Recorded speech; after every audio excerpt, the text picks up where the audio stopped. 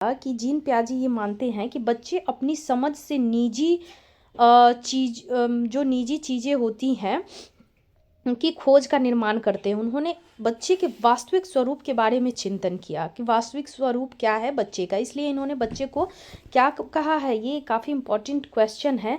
इन्होंने बच्चे को नन्हा वैज्ञानिक माना की संज्ञा दी है। जीन पियाजे बच्चे को नन्हा वैज्ञानिक मानते हैं और जीन पियाजे कहते हैं कि इन्होंने जो एक कॉन्सेप्ट दिया है स्कीमा, तो स्कीमा को ये कहते हैं कि ऐसी मानसिक संरचना जिनका सामान्यीकरण संभव मतलब सामान्यीकरण समझ जो है संभव हो, संगठित सूचनाओं का समूह, इसे ही ये क्या मानते हैं, स्कीमा मानते हैं।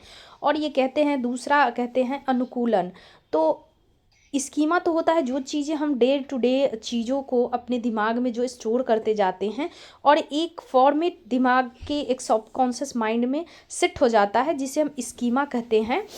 कि जैसे जब भी हम वो दूसरी चीज़ें कभी देखते हैं या जब वैसा एक्टिविटी करते हैं तो हमारे दिमाग में रिकॉल हो जाता है, उसे स्कीमा कहते हैं। एक जगह स्टोर हो जाना डे टू डे चीज़ों को देखने या करने की वस्तुओं को। उसके बाद होता है एडॉप्शन, जो अनुकूलन होता है। अनुकूलन का अर्थ जीन पियाजे कहते हैं कि वातावरण के साथ सामंजस्य करना, उसके अनुसार अपने आप को अनुकूल बनाना। पियाजे ने इसे दो हिस्सों में विभाजित किया है, एक तो है एसिमिलेशन और दूसरा है एकोमोडेशन। एक तो आत्मसात्करण है और दूसरा है समायोजन। तो एडप्ट से अनुकूलन को ही इन्होंने दो भागों में बांटा है, एक है एसिमिलेशन आत्मसात्करण और दूसरा है एकोमोडेशन। एसिमिलेशन को ये कहते हैं कि जब कोई बच्चा नई परिस्थिति में, हमने देखा कि जो जीन पियाजे हैं वो कहते हैं कि कॉन्सेप्ट बताते हैं प्रमुख प्रत्यय के कि स्कीमा क्या है। तो स्कीमा जैसे हम कोई भी चीज़ जो देखते हैं समझते हैं उसका एक दिमाग में स्कीमा बनता है। फिर उसको उन्होंने एक बात कही है, दूसरी उन्होंने बात कही अनुकूलन। तो अनुकूलन का अर्थ है जैसे वातावरण के साथ सामंजस्य। पियाजे ने इसे दो हिस्सों में बांटा कि अनुकूल किसी चीज़ के अनुकूल हो जाना, और इसे उन्होंने दो भागों में बांटा। एक तो बांटा एसिमिलेशन आत्मसात्करण और दूसरा उन्होंने कहा एकोमोडेशन। तो एकोमोडेशन होता है समायोजन करना। तो आत्मसात्करण से उनका तात्पर्य था कि जब कोई बच्चा नई परिस्थिति में होता है तब वह पूर्व स्थापित जैसे पहले से जो घटना घटित है या जो वस्तु उसके सबकॉन्शियस माइंड में है, जो स्कीमा में सेट है, वो फिर उसे उस चीज़ की याद दिलाती है और उसे लगता है कि हाँ ये ऐसे हम इस परिस्थिति से बाहर आ सकते हैं। तो उसको ही आत्मसात्करण कहते हैं, कौन, जीन पियाजे। लेकिन वहीं समायोजन वो हो गया कि जब हम पहले से जो हमारी स्कीमा में कुछ निर्धारित है नवीन परिस्थिति और कोई नई परिस्थिति हमारे सामने आती है जो पहले से स्थापित परिस्थिति से बिल्कुल अलग है, और जब हम उसके साथ एक नए तरीके से बॉन्ड बना लेते हैं, जब उस परिस्थिति को समझ लेते हैं, जब स्कीमा और आत्मसात्करण दोनों एक साथ मिल जाता है, उसे ही समायोजन कहता है, कौन, जीन पियाजे। समायोजन का अर्थ है एडजस्ट करना, पुराने ज्ञान को नए ज्ञान में बदलना, इसे ही आत्मसात्करण या समायोजन द्वारा अनुकूलन स्थापित कर पाता है, तब वह आत्मसात्करण व समायोजन के बीच संतुलन स्थापित करता है। इसी प्रक्रिया को साम्य धारण, जो जैसे एक्विलिब्रियम कहा जाता है। जैसे इक्विलिब्रियम का मतलब हुआ जैसे बच्चे को एक चिड़िया दिखाया गया और जिसमें उसने समझा जो आसमान में उड़ता है वह पक्षी है। जो मतलब एक बच्चे को एग्जाम्पल के तौर पे हम देखते हैं कि बच्चे को एक बर्ड दिखाया गया जिसमें उसने समझा जो आसमान में उड़ता है वो पक्षी है। दूसरे दिन वो आसमान में एयरप्लेन देखता है तो वह अपनी नॉलेज में जोड़ेगा कि आसमान में उड़ने वाले पक्षी व एरोप्लेन दोनों हो सकते हैं, एक सजीव है और दूसरा निर्जीव। उसे हम आत्मसात्करण कहेंगे। इसमें नई सूचना को पुरानी सूचना में जोड़ा गया, ये क्या हुआ, आत्मसात्करण हुआ। पियाजे इक्विलिब्रियम कहते हैं। उसके बाद जो है जीन पियाजे स्टेजेस ऑफ कॉग्निटिव डेवलपमेंट, संज्ञानात्मक विकास के कुछ स्टेजेस बताते हैं जीन पियाजे, जिससे कहता है sensory motor stage, pre operational stage, प्रारंभ है कॉन्क्रीट ऑपरेशनल स्टेज, मूर्त संक्रियात्मक अवस्था, और चौथा जो है फॉर्मल ऑपरेशनल स्टेज, औपचारिक संक्रियात्मक अवस्था। तो जीन पियाजे के स्टेज ऑफ कॉग्निटिव डेवलपमेंट 4 हैं, जिसमें पहली की जो सेंसरी मोटर स्टेज है वो है 0 से 2 वर्ष तक, जिसे संवेदी पेशी अवस्था कहा गया है। और ये जो 0 से 2 वर्ष तक की सेंसरी मोटर स्टेज जो जीन पियाजे की है, इसमें बच्चा को जीन पियाजे मानते हैं कि इंद्रियों द्वारा सीखता है, जैसे देखना, सुनना या टच करना किसी चीज़ को, तो इंद्रियों के माध्यम से सीखता है सेंसरी मोटर स्टेज में।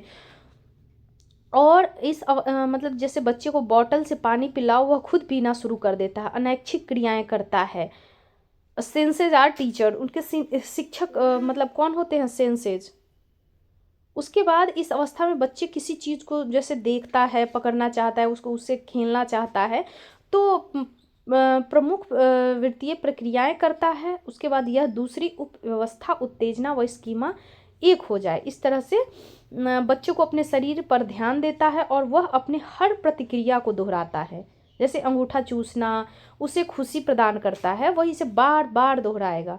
तो इस तरह से जो सेंसरी मोटर स्टेज 0 से 2 वर्ष है जीन पियाजे का, उसमें बच्चा सेंसेस के थ्रू चीज़ों को करता है। उसके बाद हम देखेंगे कोऑर्डिनेशन ऑफ रिएक्शन, समन्वय प्रतिक्रिया। तो इसका एज जो होता है 8 से 12 वर्ष होता है, और इस अवस्था में बच्चे में वस्तु अस्थायित्व, जैसे जो चीज़ें जैसे कहते हैं ना परमानेंट, उसके दिमाग में स्कीमा में सेट हो जाता है। पहले वह समझता था वस्तु हट गई है, इसमें अनुकरण करना सीखता है, जैसे पापा कैसे हंसते हैं तो वो भी उसका जो है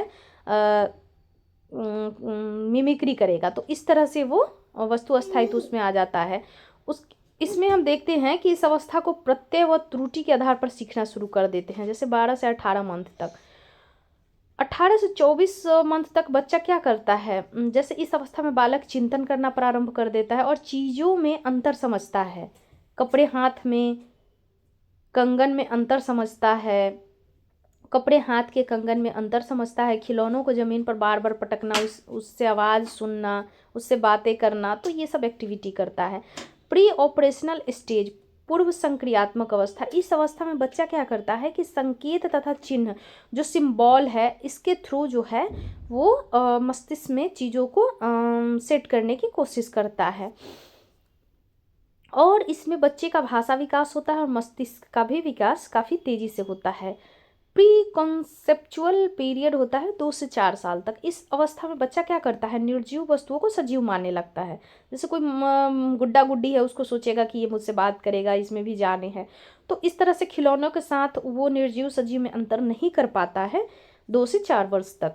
7 साल तक बच्चा जो होता है, इस अवस्था में बालक में पलटावी गुण विकसित नहीं, उससे अगर उससे पूछा जाए भारत की राजधानी क्या है, दिल्ली है, वो सीख लेता है। तो इस तरह से बच्चे में है जो धीरे धीरे विकास होने लगता है। मूर्त संक्रियात्मक अवस्था जो होता है 7 से 11 वर्ष तक होता है। Concrete operational stage, concrete operational stage जो होता है 7 से 11 वर्ष तक होता है, और बच्चों वस्तुओं को देखकर बड़ा छोटा तो बता देता है, परंतु शाब्दिक रूप से कोई समस्या प्रस्तुत की जाए तो वह नहीं बता पाता है। तो इस तरह से जो है जीन पियाजे में मूर्त संक्रियात्मक अवस्था विकसित होने लगता है। इसमें पलटावी का गुण आ जाता है, अब दिल्ली भारत की राजधानी है बताने लग जाता है, अब उल्टी गिनती भी करना शुरू कर देता है, प्रवृत्ति को समझते हैं, स्टार्ट पॉइंट से तक जा सकते हैं, एंड पॉइंट से स्टार्ट पॉइंट भी।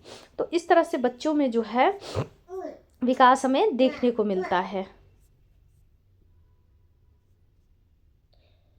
औपचारिक क्रियात्मक अवस्था जो होता है, जो 11 ईयर्स से ऊपर के बच्चे होते हैं, फॉर्मल ऑपरेशनल स्टेज इसके अंतर्गत आता है। इसमें बच्चा जो है मूर्त से अमूर्त जो एब्स्ट्रैक्ट है थिंकिंग करने लगता है बच्चा, जो फॉर्मल ऑपरेशनल स्टेज है।